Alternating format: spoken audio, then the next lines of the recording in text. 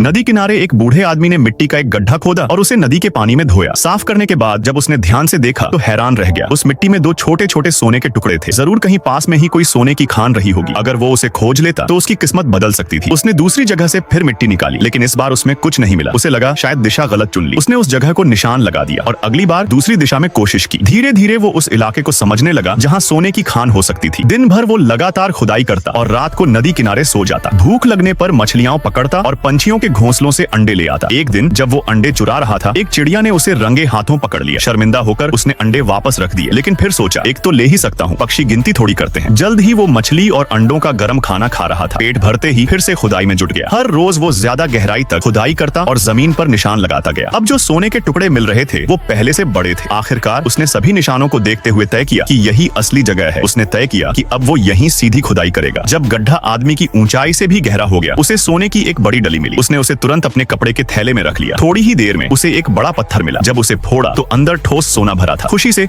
उसकी आंखें चमक उठी। वो उस सोने की नस का पीछा करता गया। फिर एक विशाल सोने की चट्टान उसके सामने थी। उसकी जिंदगी की तलाश अब पूरी हो चुकी थी। खुशी से कांपते हुए वो बच्चों की तरह हंस पड़ा। लेकिन तभी एक काली परछाई उसकी आंखों के सामने से गुजरी और उसके चेहरे की मुस्कान एकदम थम गई।